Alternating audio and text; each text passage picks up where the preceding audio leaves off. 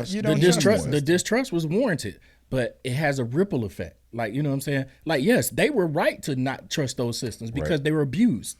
Right. You know, they were taken advantage of. They were killed. They were diseased. They were poisoned. So, but no, the worst part, they were never even told. Yeah, we're never told. Yeah, so they had a reason to distrust those systems. The distrust was warranted. Shoulders itchy. Yeah, and that stuff passed down too, and it has that ripple effect, like we're saying now. Now you have people in our community with all this sickness, and that's because of what was done to our ancestors, you know, prior to us.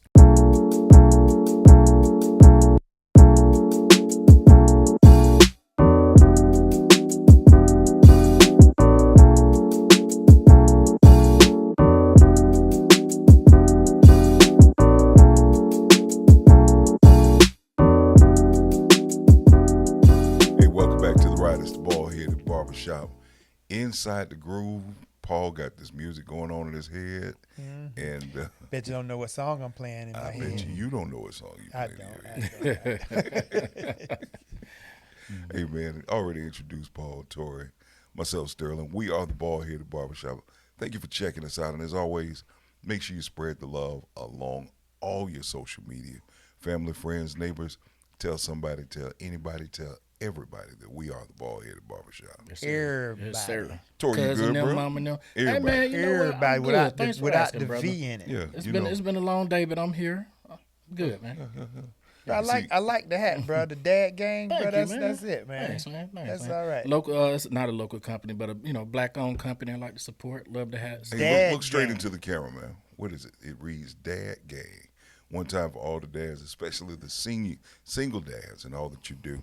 Standing up, being fathers. I know that fatherhood thing ain't easy. Definitely ain't easy, but it's definitely worth it. It is. It's Love essential. Yeah, it's essential. Yeah. Fellas, last week we put it out there for a Super Bowl watch party host invite. Woo! We got one. We got us one. Yeah, one time in the city of Orlando. Put that reel out there. Reel them in. It didn't take much. It did not take much, man. Last week, I believe it was Tuesday or Wednesday, got a call. Hey, you guys want to come and host our Super Bowl watch party? Yes, we do. As a matter of fact, we do. Make sure to join us. Is they going to have chicken wings? Because all I know is better be some chicken there. But I'm just going to get out, be like Bernie Mac on the head of state, get off the train and just throw whack. I expect this from you. Man, you with the chicken wings? But no, man, y'all make sure to come out to Lorna Doone Park in Orlando, Sunday, February 8th, from 5 to 8 p.m. Lorna Doone Event Lawn, 1519 West Church Street, multipurpose field. We're going to be live streaming the Super Bowl on a big screen, free food, sweet treats, live DJ, inflatable interactives, foldable raffles. For the adults, we got a cocktail garden. Cocktail for garden. For you old head, that's behind the tangerine boat. But no, here's the coup de grace. There's a Madden tournament for money. They're giving away cash prizes for the Madden. Wait a minute. Okay. So we got food, we got drinks, we got a cocktail garden, Yes. Raffles, and we got a Madden tournament for money. Yes, sir. Will they be cocktails for the hosts? There will be. Okay. Is there an herb garden next to the cocktail garden? There actually will be a community garden there. But in all seriousness, seating, I got a feeling we talk about something is totally limited, different. so make sure to give them a call at 407-246-4433. Again, 407-246-4433. Special thanks to Letitia Fields, the site manager there at Lorna Doone. Y'all want the Baldheaded Barbershop coming?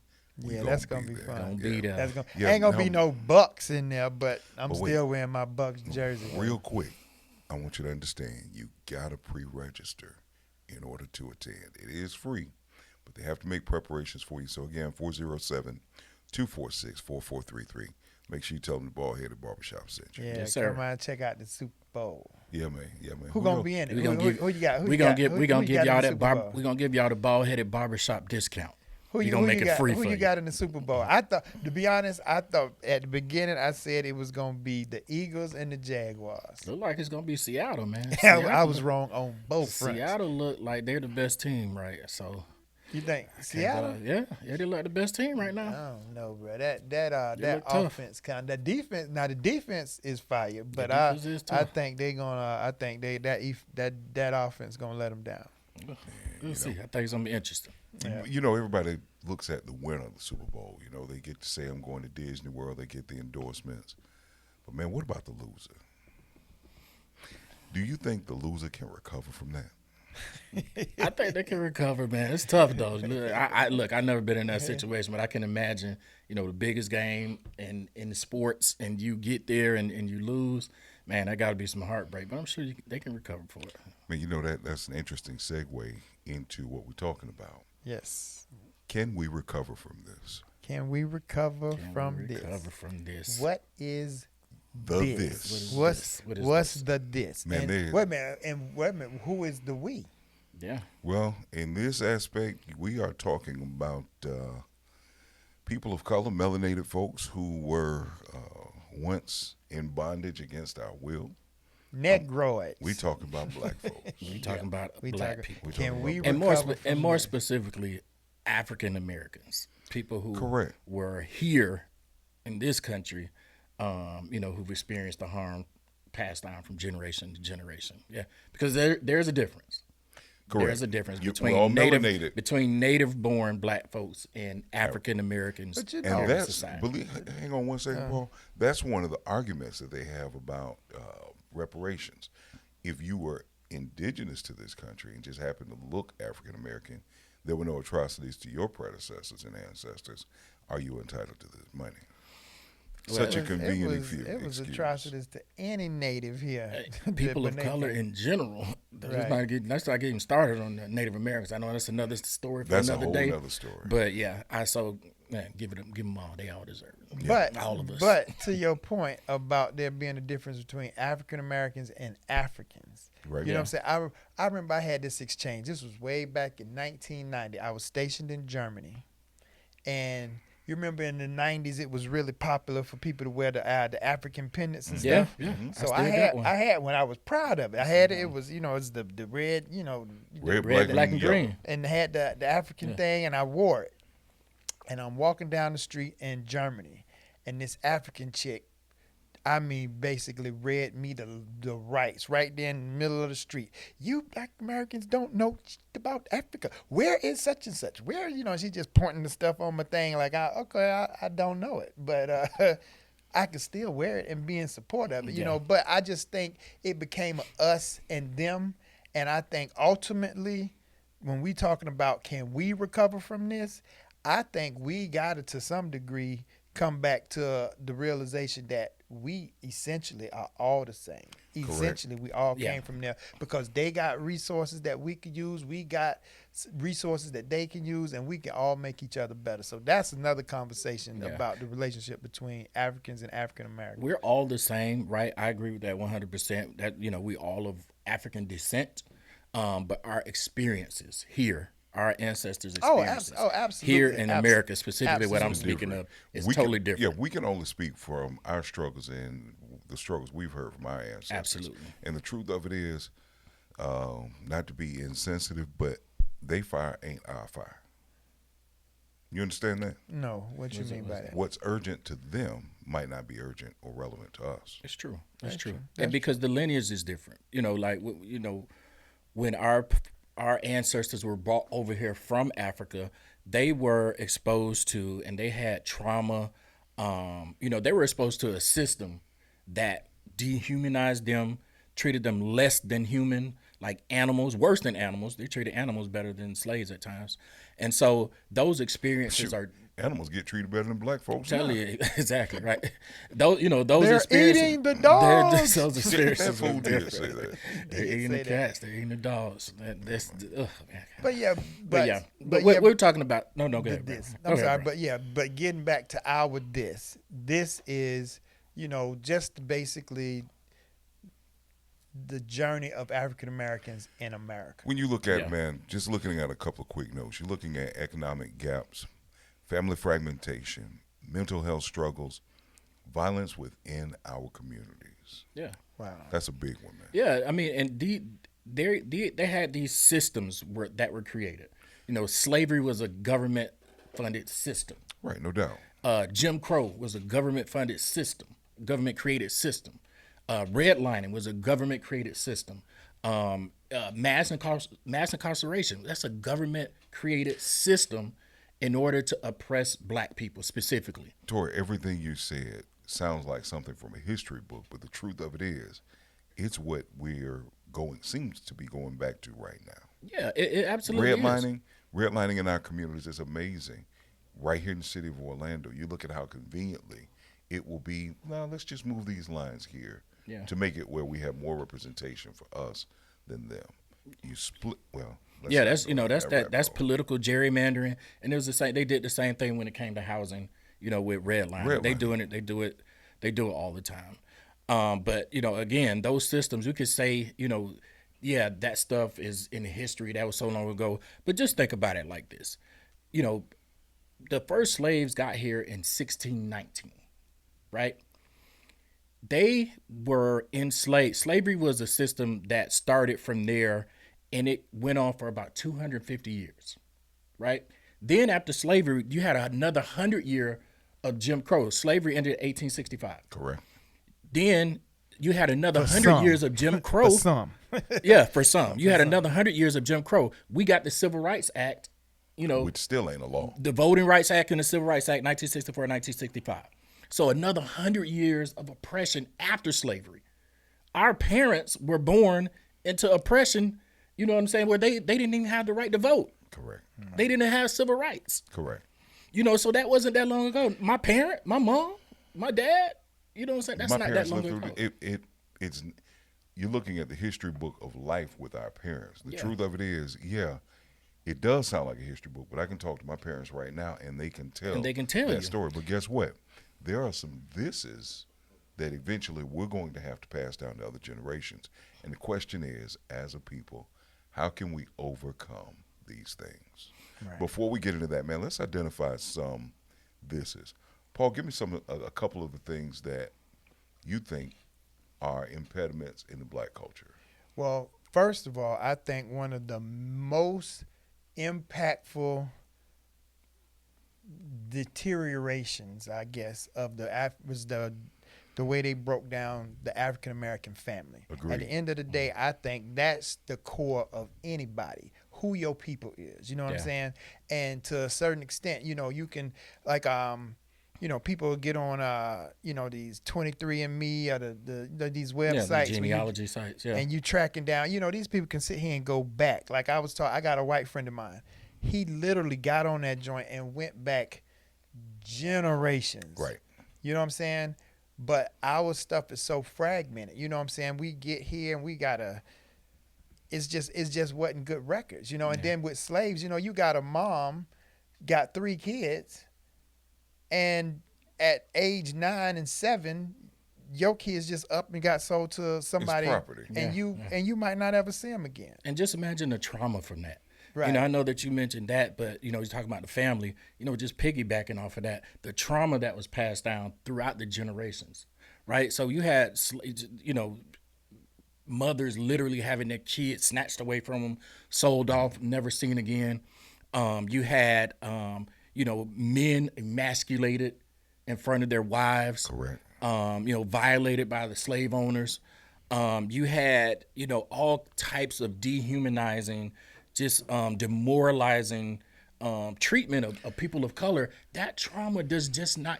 It does not go away. There's research that said it's passed down through DNA. Right. It shows up as you just don't trust the system. And that's why part of it is the system wasn't very inclusive of us. It wasn't designed for us. Even if it was, we ain't really trusted know-how. You know what I'm saying? They didn't go to doctors. These doctors running experiments, all kind of experiments on people. You don't go there to get better. You go to the lady that know how to put the herbs together. That's where you trust. People go where they trust, and we didn't trust the system. And the system wasn't helping us, and we didn't trust the system anyway. So it was like a double-edged sword. And now it leads to, and now, not to cut you off, bro, but now it leads to sickness within our community. Right. That's why we got way more health issues. The impact of that, The life expectancy, all of the health health implications over the years we just weren't as well taken care of. Why not? When people are doing things like the Tuskegee experiment, Right. Yeah. That's what I'm you saying. We can't didn't trust. trust You the don't distrust, trust the distrust was warranted, but it has a ripple effect. Like, you know what I'm saying? Like, yes, they were right to not trust those systems because they were abused. Right. You know, they were taken advantage of. They Firsthand. were killed. They were diseased. They were poisoned. So, but no, the worst part, they were never even told. yeah, we're never told. Yeah. So they had a reason to distrust those systems. The Shoulder distrust is was itching. warranted. Shoulder is itchy. Yeah, Me and, too, and Joe. that stuff passed down too, and it has that ripple effect, like we're saying now. Now you have people in our community with all this sickness, and that's because of what was done to our ancestors, you know, prior to us. Right. Yeah. If I had to identify of this, I think that the systematic racism, and people say, oh, that term is so overly used. You don't understand how those small blocks put into place, and it turns into impediments, not just for us, but generations before us and generations after. There are systems in place that white America has put in place where we will never have a level playing field. Yeah. You know, something's even as small as, and I know y'all heard this before, Band-Aids. Correct. You know, like Band-Aids, you know, stuff that it seems insignificant, right? Things that we don't even think about. But Band-Aid does not match our skin tone. Never have. Prior to them changing it a few years ago. Right. You know what I'm saying? It matched their skin tone. So now they came out and they created, you know, went back in You know, I ain't never even. But think- wait, and created what? Band-Aids Like that They matched got our skin brown tone. Man, skin years ago, I tone. read a book called The Black Matrix, and there are so many, like, subconscious, subtle things, like just like what you it just seems said. innocuous, but it's not. Think about it like this: in a black neighborhood, you take a street where it goes into a circle. It's called a. Cul-de-sac. In a black neighborhood, it's called a dead end. Yeah, yeah. In a white neighborhood, it's called a cul-de-sac. There's so many things in play. I don't care what nobody says. That's deep, yeah. right? That ain't everything. But I got to go ride through white neighborhoods and see if I see a dead But end think sign. about it. But think about it. Yeah, that's real talk, though. In a Yeah. black neighborhood, you will see either dead end or no outlet. Yeah. You're not gonna sit here and tell me that's just coincidence. It's not You're coincidence. not gonna see that. In You a don't white see neighborhood. no. So you saying you don't see no dead end signs in white neighborhoods? I ain't never really paid attention Ladies to and it. gentlemen, I ain't never your seen a home- cul-de-sac. I've I've never seen never a cul-de-sac sign. But I've never it's- seen a cul-de-sac sign. You haven't seen it. I don't even know how to But spell guess it. what? But guess what? You see dead end. You see no outlet, but Yeah. you don't see that in a white neighborhood. You sure? That's kind of deep. I'm- Man. I'm- All right, I'm- here's your I'm- homework I assignment. have to check that one Here's out. your That's homework kind of deep. I'm assignment. gonna check that one wanna- out. I I ain't wanna- saying you're I wrong. I'm wanna- just saying that's a deep. Hold I on, want dog. us to be deep. giving out good information. That's deep. I'm gonna verify that ain't no dead end signs in white neighborhoods. Okay. That's deep. But I ain't That's never deep. paid attention to it. But you know Just what? watch. But Just But I piggyback. guarantee- if but I hold ride on. and find out the truth, I'm gonna I come back and guarantee report you'll it. see more dead end and no outlet signs in a black neighborhood. Yeah. Now, you may but, see them I mean, stuff sporadically like in the that. neighborhood. You know, I don't know how much I read into it, but what I tell you, I do notice liquor stores. Check cashing places. Liquor stores, check cashing places, all the cash advance places. Yep. Yeah, you know that's going to be in the black. You already know. You already know. You know, one thing that I noticed that a lot of people that it's like a subconscious thing, but it may seem innocuous, but to me, somebody who I think deeply about these stuff. I don't know about y'all, I don't know about everybody, but you know, I think deeply about these things. And so one thing that I noticed is that when you mention anything that's evil, that's bad, they always say it's dark. Correct. You know, they always say, you know, it's really, you know, it's really Think dark. about I it. was going, why is black associated with darkness and evil 'Cause and it's bad? Because it's black. Why? Because black is dark. No, Why? I'm just joking, I'm just joking. Why though? But I get what you're saying. Why? But- Why is that? But that is true. Just Yeah. in general, all of the negative connotations Yes. that you just automatically apply to black people. For Yeah. instance, ebonics.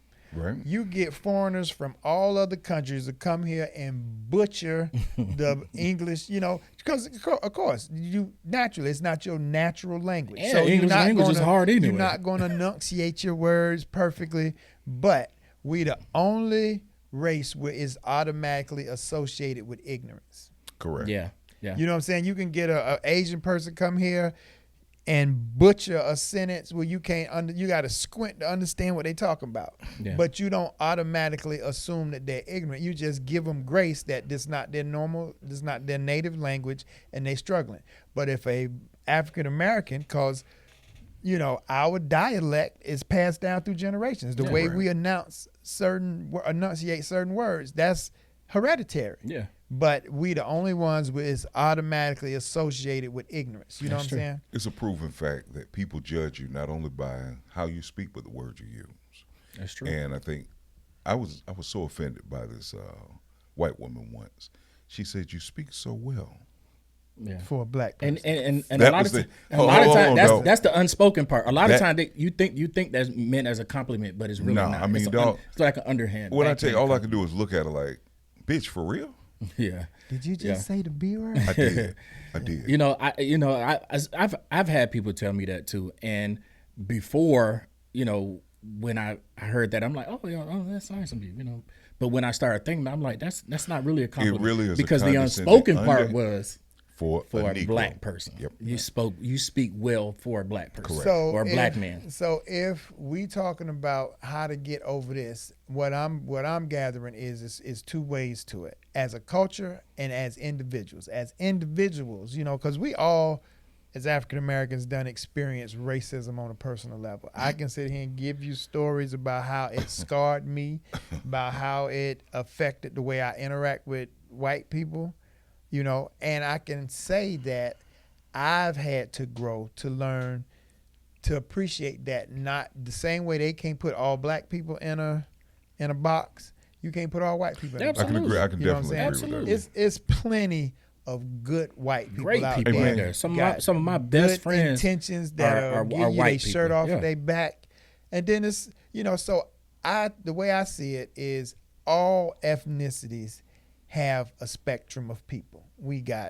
It's some black people I trust them with my life, and there's some I wouldn't trust them faster than I can, further than I can throw them. Mm-hmm. And that's the same thing with white people. It's some that I trust, some that I don't. Anybody. We gotta learn to. So for me, getting over this starts with me having a well-rounded perspective that I gotta judge people on the way they on them. You know what, Paul? We talk all the time, and you've taught me something that says... What? Say that again out loud 2 times for the people in the back. I taught him something, people. I taught him something. You know what? Now that I think about it, I forgot. No. So take it back. I'll take it back. Please elaborate on what I taught you, brother. Basically, to paraphrase, where you'll stop, analyze what's said, and consider how they meant it, and whether you'll give it credence to get angry or not. To paraphrase. Yes. Now, there have been some times, relatively recently, within the past few years, I was in a Publix, got some chicken wings. You've heard this story. I heard this story. Now, he had it coming, though. Yeah.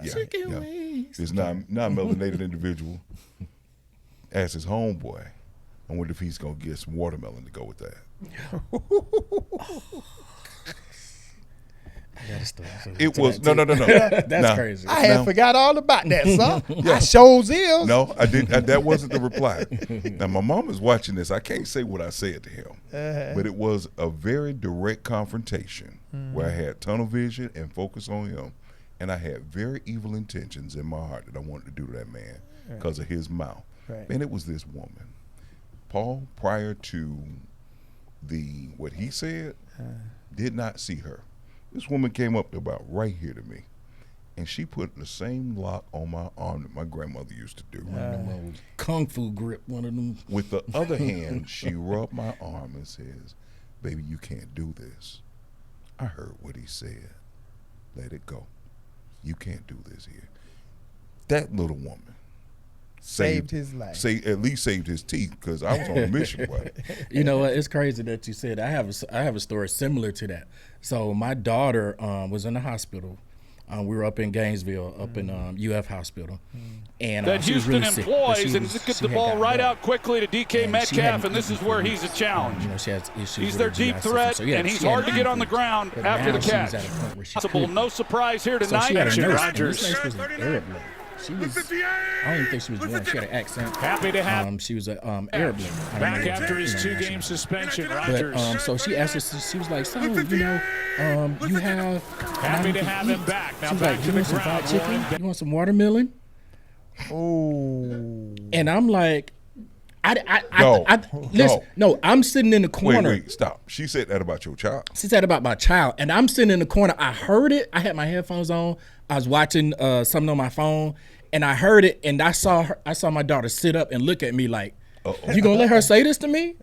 And so I took my head. I was like, "What's going on?" And she was like, "Dad, did you hear what she said?" And I was like, "No, what she say?" She said it again. The lady said it again? She said it again. I said fried chicken food with paprika. And so I was just like, I was taken aback. Like I didn't know what to say. So my daughter called my wife, who was home at the time, because we were working shifts. Yeah, we were working shifts, taking turns. And my wife called me, and she was like, "You better handle that, because I'm driving up here tonight. It was 2 hours away. I'm driving up there tonight, and we're gonna deal with that." I was like, "I don't want to deal with it right now." But you know what? I had to sit it down, then come back and deal with it. I have a different take on that, and I do have the same take, but I have a different response, and it all stemmed from one of the most impactful moments I went through. I was 5th grade. My mom married my stepdad. We moved to Winter Park. This was like early mid 80s. And I went to Aloma Elementary School right there on the corner, University and 436. When the year I got there were only 3 black kids in the whole school. I was in the 5th grade, and it was a brother and sister in the 1st and 2nd grade. So as far as out on the playgrounds, I was the only black kid around. So I already stuck out like a thumb. So long story short, I didn't have a whole lot of friends. Across the street, it was this like upper middle class neighborhood behind the elementary school, right? And I had a white kid that I became friends with named Philip. I went to his house one Saturday morning, and before we could leave to go play, his mom told him he had to move a box out of the garage. So I'm standing in the driveway. They had one of them garage doors that came down, had a window across. So I'm watching him move the box. So while I'm standing there watching him move the box so we can go, some white lady across the street then called the police and reported that there's a little black kid going around the neighborhood peeking in people's windows with an S. Now, what she physically saw was me standing in one driveway, never moving. And if you was watching that hard, you would have saw me and the kid that lived there walk off in about a few minutes. But no, she called him, said, "I'm running around the neighborhood peeking in windows." We off playing. The whole time, I didn't know it's a team of future ICE agents running around this neighborhood looking for the kid, the black kid looking in windows. So a few hours later, we back, and I'm going back to my apartment complex. This white officer stopped me in the median of 436. I'm in the 5th grade, dude. She didn't ask me what happened. She just got out her car, like 2 wheels up on the median, the lights on, and she just got out the car and started telling me about how much trouble I was in for peeking in people's windows and just pointing and doing all this. And she sat out there forever, so long that it was a crowd of parents and kids on both sides of 436 watching this lady give me the business in the median. And after that, nobody was allowed to play with me because they made me out to be the bad kid. You had the scarlet letter on you. Bruh, in the whole 5th grade and 6th grade, I was the only black kid in the neighborhood and wasn't nobody allowed to play with me. Now you talk. How did that? I'm sorry. You talk about real trauma. Those are your formative years. Right, bruh. I grew up. I'm telling you, You're learning about life at that point. You know. After that, in my mind, all white people was out to try to make me out to be this bad guy. I didn't trust them, bro. I mean, all the way till I was an adult in the Army before I really had a significant, close relationship with another white person after that. Yeah, that's crazy, man. You talk about real trauma. That's real trauma. Bro, because look how long that followed you. Because in my mind, I thought they was all out to try to make me out to be something that I wasn't. You know what I'm saying? And I had to go through the fire with some white dudes that stood up in the paint for me to get to the point where I could say, you know what? Not all white people like that. You know, it's some bad ones out there. but not all of them out there. And until I know whether you one of the good white people or the bad white people, I need to experience you as a person, and then I'm gonna base my opinion of you based on what you show. Exactly. You know what I'm saying? By the content of their character, not by the color of their skin. That's what Martin Luther King said. Martin Luther King said. You know what I'm saying? So for me, getting over it comes to the realization that, one, I can't use a broad brush to paint everybody. Right. You know what I'm saying? That's a valid statement. But you know what, man? We've identified the thises.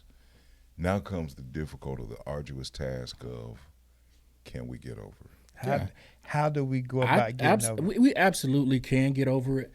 And it's going to take a lot. I don't have all those answers. I can't sit here and tell you, hey, this is the formula to getting over, generations, centuries of trauma, of neglect, of maltreatment, of these oppressive systems. I don't have the answer for that. But I do know that it's possible.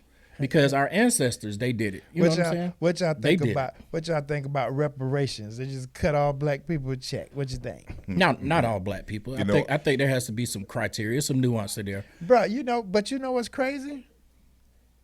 When they ended slavery in 1865, the U.S. government gave the slave owners reparations, money. Yeah. Since they lost their property. Workforce. They lost their property.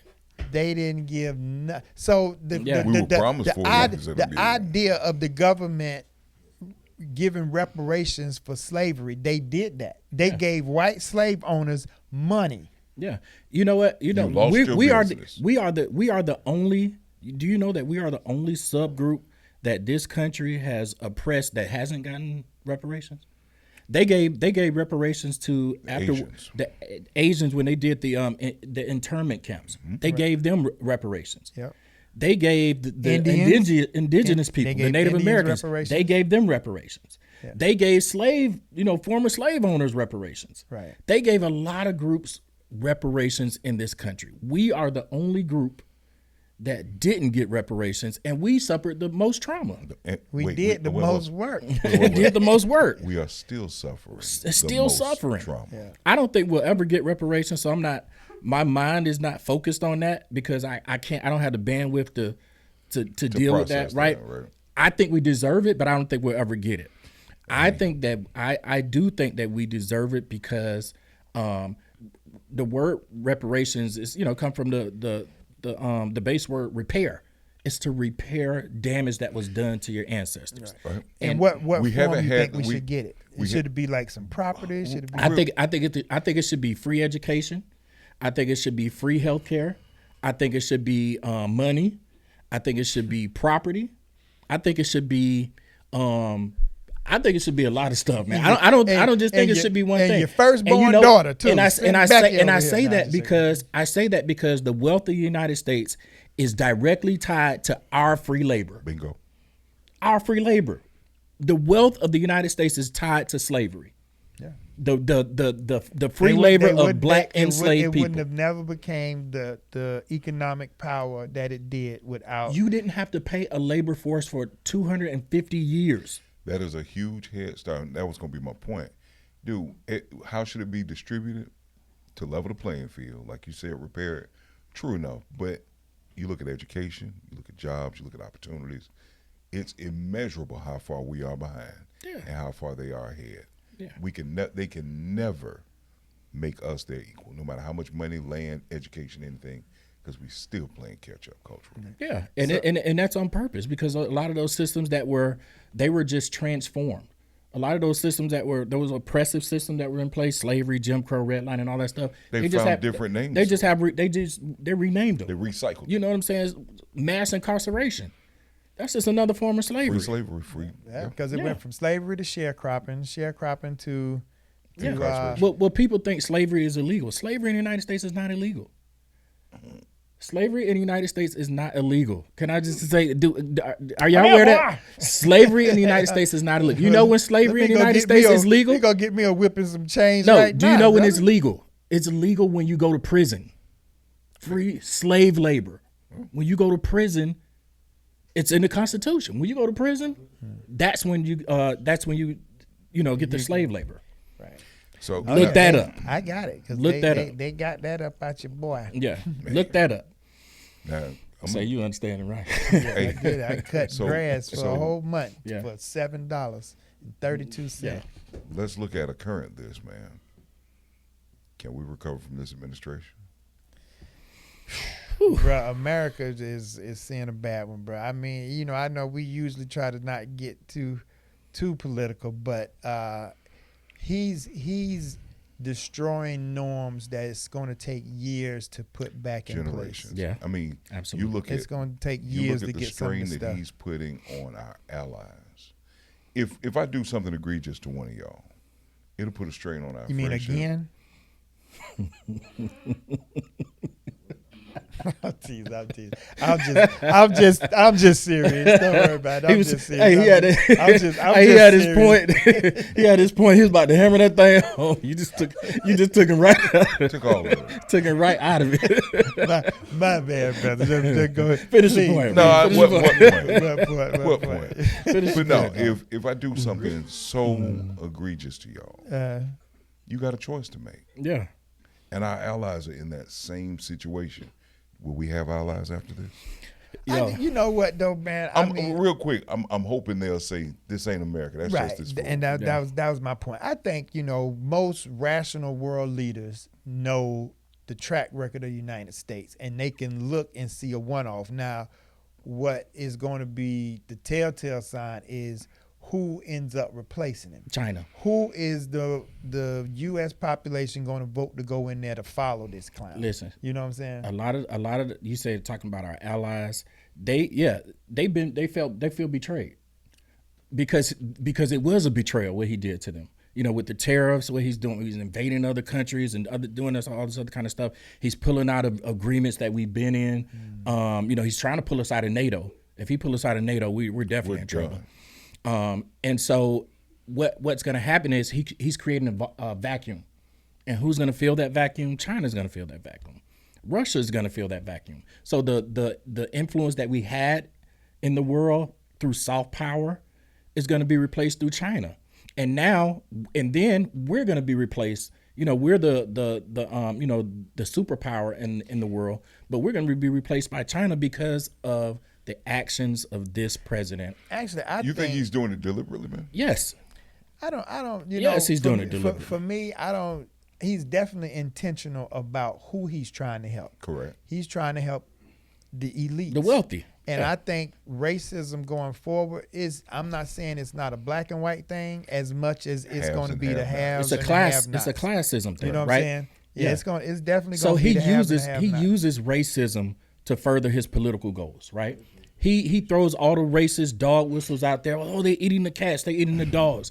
It's immigrants. They're murderers and they're drug dealers and they're rapists. Gang members. Yeah. He uses racism to keep us arguing over this stuff while he's in the back stealing, giving raping, pillaging, billion-dollar contracts giving to his huge son-in-law. contract.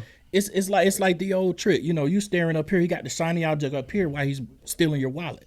Yeah. And that's exactly what this administration is doing. That's what Trump is doing. I don't understand how he was able to, well, I do understand it's the racism, but he was able to use that to convince poor people, middle-class people, that other poor people, from immigrants to black folks to LGBT trans folks, that's who hurt. Those are the people who are causing your issues, not the billionaires with all the money and the power and the influence. And you'll never have access. You'll never have access to it. And then not only has he convinced people of that, he has caused them to defend the billionaires as if they're one of them, as if the billionaires wouldn't eat you alive if you were standing in front of them right now. Right. So I don't understand that type of pathology. Because I can see right through that. Trump is a billionaire. Who do you think he's gonna take care that of? dude has lied so much. Is he really a billionaire? Yes, he's a billionaire. He's definitely a billionaire now. He's made about $6 billion since he's been the president. Yeah. Cryptocurrency is now his family's main income source. That's where his wealth is concentrated right now. In shock about is how they let this dude sit there in the office and use the presidency to make the kind of money he's making. He's made for his a business family. where only the CEO gets the money. Especially after all that nonsense last year about, Biden crime family. They suppose they had found like $10 million. They can't figure out where it came from. $10 million. Are you going to talk about Jared Kushner, who made $2 billion from the Saudis? Are you gonna talk about that? Or are you gonna talk about Trump since he's been in office this year or last year? Man. $6 billion richer the Trump family is. And it's mostly from cryptocurrency. Let's not give this fool any more credence on this platform. Yeah. Said all that to say, we talked about, can we survive this administration? Yes, we can survive this administration, but it's going to take a collective. We can no longer sit on the sidelines. We can no longer stick our head in the sand and act like this stuff is not going on or act like it doesn't affect. It absolutely affects you. Whether you like it or not, whether you agree with it or not, whether you deal with politics or not, politics is going to deal with you. So you might as well get your head out of your, what, and get with the program, because it's going to affect you whether you like it or not. Man, dog.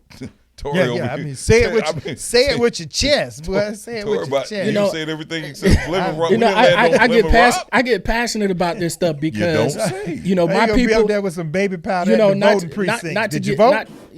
get religious either, but the Bible says people perish from lack of knowledge, right? And it's our people who are perishing, and it's because we choose not to engage. It's because we choose to remain ignorant. We can't afford to remain ignorant. That's my take. You know what I'm saying? We can't afford that.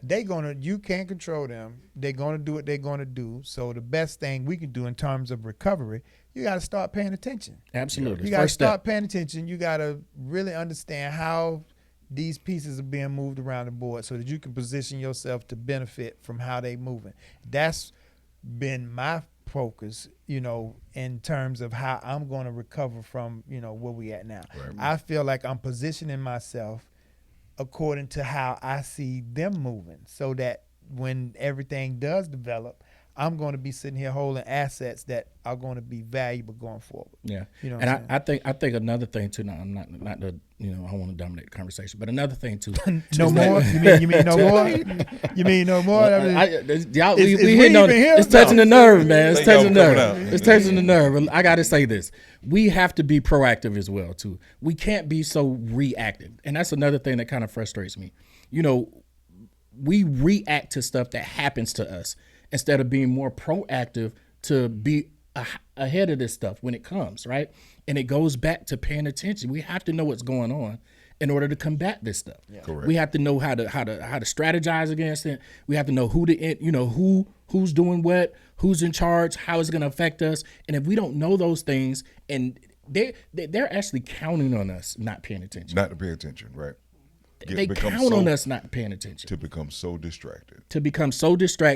So disillusioned, so indifferent that we just throw our hands up and like, I'm just done with politics. I don't talk about politics. I don't want to do it. But it's going to deal with you. Right. Accordingly. In almost every aspect of your life, politics affects it in some kind of way. Right? So why wouldn't you pay attention to this stuff? I'm not asking you to be, right. I'm not asking you to be, like me or whatever. I get a little crazy about this. We got recovering from this in terms of what we expect and hope from the government. What are we going to do as a people to kind of change our situation, or what you think needs to happen as the African American culture? Like Tora was saying, man, we have to wake up, get your head out the sand, and pay attention to what's going on. Because if you don't, it's just like you're standing at the bus stop and you need to catch this bus where you need to go, but you still sit there and let the bus pass you right on by. So how do we wake up? I mean, one, we got to wake ourselves up. Conversations like this. One of the things I think is an issue is I don't think we are currently, as a whole, transferring wisdom to younger people. Now, it's funny you say that, but I really think that it's not because we don't care. I think it turns into they're not going to listen, so why am I going to waste my time, energy, and effort? And from them, I don't want to hear this, so I'm not going to listen to anything you got to say. Yeah, I think it's some of that too. But And I think it basically, I'm sorry to cut you off, Tori. No, that's okay. It turns into a communication shutdown where it's an impasse where I'm not trying to hear it, and in return, I'm not trying to say it. Yeah, and I think a lot of that has to do with being disillusioned by the system. You know, a lot of people are disillusioned by the system because the system has failed us, right? On a multiplicity Because of people be levels. like, well, I'm not going to vote because my vote don't count, and the politicians ain't going to do nothing anyway, so I might as well not. Okay, you can take that attitude, right? That's your that's your prerogative. But what happens is you leave it up to other people to decide for you. Yeah. So now see you're your you're absolutely putting the power in other people's hands, and you're saying, well, I don't want to deal with it. I just step back, and you just allowing this stuff to happen. So I take it you vote every cycle. Every cycle, Man, I don't. I take it you vote every cycle. Me too, dog. Me too. Every cycle. I don't miss because I understand. I understand the importance of voting. I understand that my ancestors were murdered. Boy, you feel even locally, right here in Ocoee. July Perry. July Rest in Perry. peace. Rest They in were peace. they bled, died, fought, murdered for my right to vote. How dare I? Bruh, How dare I sit on my black behind and not get up and bruh, vote? I don't even do mail-in balloting. I go stand in line. I go to vote. stand in line. Just I pay count it a homage to our privilege to do predecessors. that. Correct. I counted a Correct. privilege to do that, Me and too. I took my kids the last time. I'm every too. cycle. Because I'm I every wanted them. cycle. I wanted them to see. I took my daughter. I wanted her to see the process because she's voting now. She's 18, so she can vote now. I wanted her to see the process from the last time, so she can have this understanding of her civic engagement. It's important. Yeah. So, ladies and gentlemen, this has been the Baldheaded Barbershop featuring Tori X. we got to get you on them African pendants. Get them X hats. You yeah. African Americans don't know nothing it's about time, Africa. man. We got to wake up, man. We're in strange times, man. Yeah, man. We can't just sit on the sidelines. We got to get in the game. Yeah. Get in the game. Man, so, most times I got some old deep stuff to close it out, but you know what? Go vote. Get up. Get engaged. Get That's up, it. get out. And if you don't vote, Tori gonna be up there slapping people because he don't Hey, play and by. if you have questions about voting, hey, hit me up. I got you. yeah. Man, y'all be easy. Thank you for your continued support for Paul Rivers, Tori Taylor, Sterling Stevenson. Come to the Super Bowl party. Yes, sir. Come Yes, to the sir. Make Super sure you Bowl check out the party. Super Bowl party. Baldhead Barbershop. Lake Lorna Dune 1519. Yeah, West Church Street in I didn't wear a Orlando. hat today. You Yeah, wear a hat yeah, today? yeah. I see the Yeah. bald head. Hey, That's I'm okay. closing it out. Oh, I'm sorry. He was saying information. Go ahead, brother. You got to register, although it is free.